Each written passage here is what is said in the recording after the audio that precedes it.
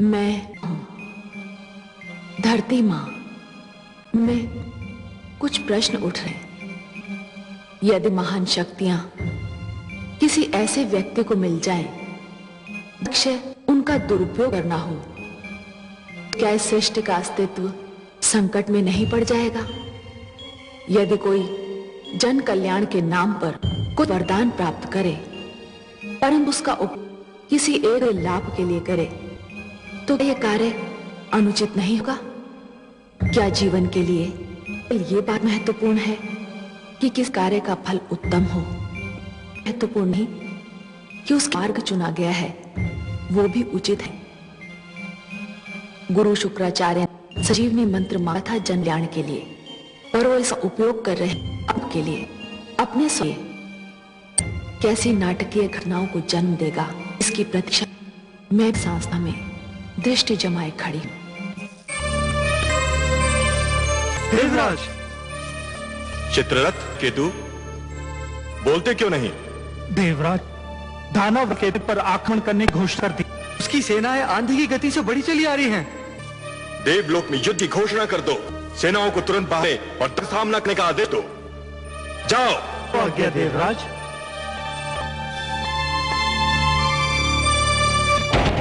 मेरे लिए ये युद्ध दानव को दिए गए वन को निभाने का अवसर है। मैं को वचन दिया कि मैं दानव से गिरूंगा और उसे विजयी बनाऊंगा। इस युद्ध प्रथम और अंतिम मैं तो उस मां की बात मुझे हर अपने साथ मैं अपनी हूँ स्वामी। जीवन में कोई और संबंध ही नहीं रखता है। इस नाते आप जाइए, लौट कर नहीं आएंगे। मैं आप विजय की प्रार्थना कर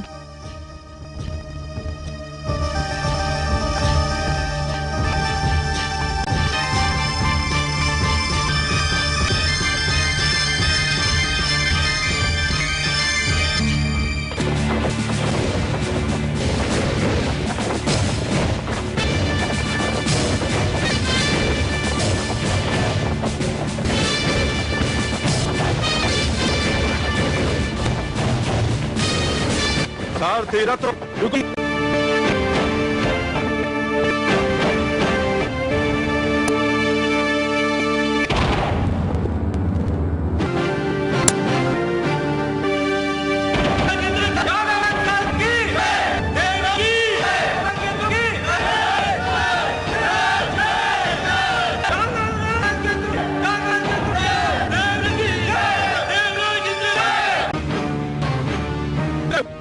अपनी शक्ति पर आज का दिन तुम्हारा अंत होगा।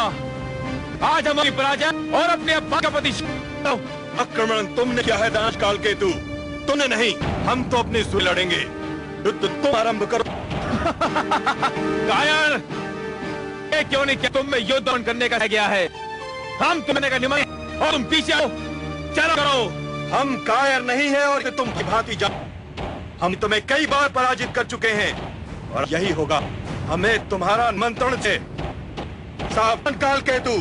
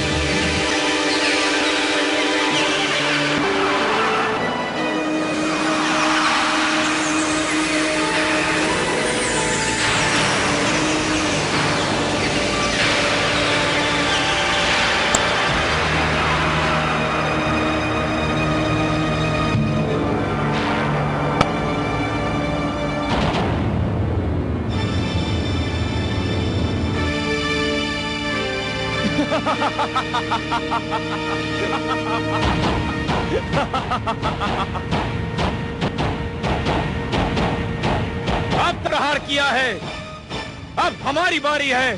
सावधान!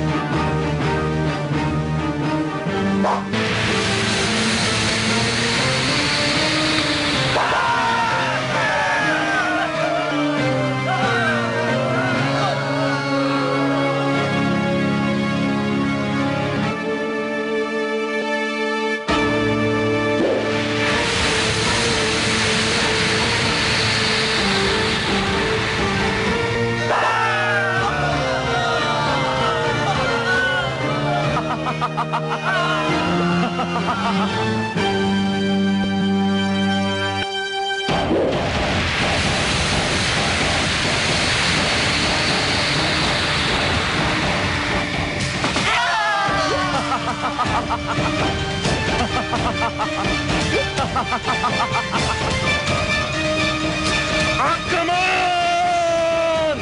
आक्रमण करो!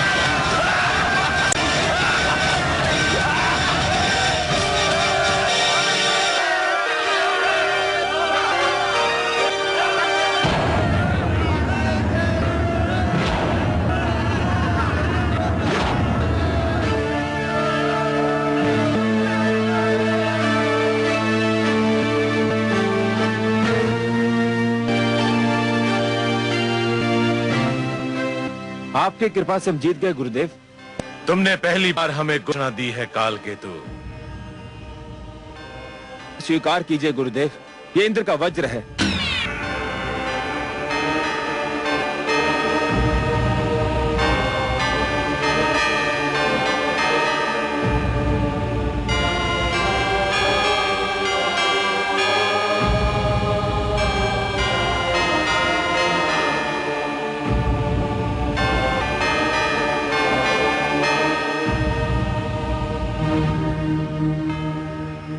विजय श्री की बधाई हो स्वामी। हमारी विजय आपके पिता की पराजय भी तो है देवी। आपको अपने पिता की पराजय का दुख तो नहीं? मैं जिस संस्कृति में पली बड़ी हूँ स्वामी, उसके ये है कि जब कन्या किसी को अपना पति स्वीकार करती है तो उसके साथ साथ उसके दुख, सुख, हर शोक को भी अपने गले लगा लेती है। और जब किसी के गले में वरमाला डालती है तो उसी माला के साथ अपनी इच्छाओं, अभिलाषाओं को भी समर्पित कर देती है। फिर भी पिता की पराजय का दुख तो स्वाभाविक है देवी। मैं अब किसी की पुत्री नहीं, अपने स्वामी की अर्धांगिनी हूँ। हमारी संस्कृति में पाणी ग्रहण केवल शारीरिक मिलन नहीं होता, आत्माओं का मिलन भी होता है। युद्ध में आपकी विजय मेरे लिए गर्व की बात है। मेरी ओर से देवताओं की सेना पर विजय की हार्दिक बधाई स्वीकार करें। विजय हमें केवल देव सेना पर नहीं मिली है देवी, हमने मृत्यु पर पाली है।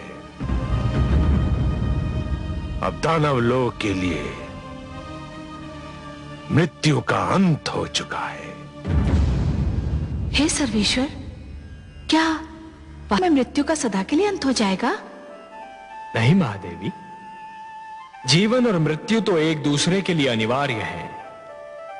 यदि मृत्यु का अंत हो गया तो जीवन के सौंदर्य का भी अंत हो जाएगा। जीवन इसी कारण तो सुंदर और मूल्यवान लगता है देवी कि एक दिन उसका अंत होना है। यदि केवल दिन ही छाया रहे और रात्रि ना आए तो नेत्र जागते और सूर्य अपना प्रकाश बांटते बांटते थक जाएं। यदि मृत्यु तो प्राणी कदाचित जीवन से ऊब जाए देवी। परंतु दैत्य गुरु शुक्राचार्य तो कह रहे हैं कि उन्होंने मृत्यु पर विजय पा ली है। किसकी मृत्यु पर महादेवी? वो दानवों को पुनः जीवन अवश्य दे सकते हैं, परंतु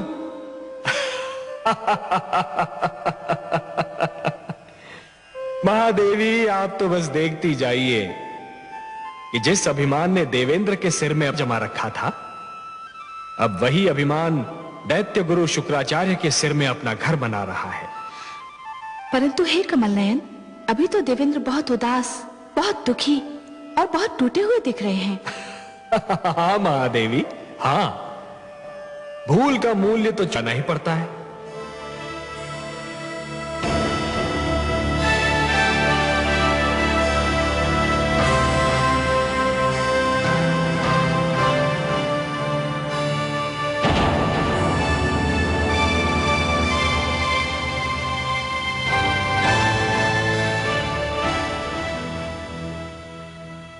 जो हुआ वो मेरी और केवल मेरी भूल का परिणाम था। इस भूल में आप अकेले नहीं हैं देवेंद्र। हम सब ने भी तो अपने आप को जी भर के चला था। जो हो चुका है उसका शोक समस्या का समाधान नहीं है देवेंद्र। यह स्थिति बहुत गंभीर और घातक है कि दानवों का जीवन संजीवनी की छाया में सुरक्षित हो चुका है और देव जीवन आज सुरक्षा की राहों में भटक रहा है। इस स्थिति में मेरी दृष्टि कहीं जाकर ठहरती है तो केवल लक्ष्मी नारायण के चरणों पर। उनके सिवा कोई नहीं जो हमें संकट से उबार सके।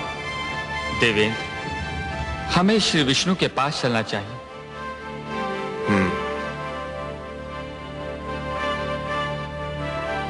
अब उनके अतिरिक्त और कौन आश्रय दे सकता है? उनके अतिरिक्त कौन रक्षा कर सकता है? कह दीजिए समस्त देवताओं से क्या हमें मिलकर भगवान श्री विष्णु के पास जाना है?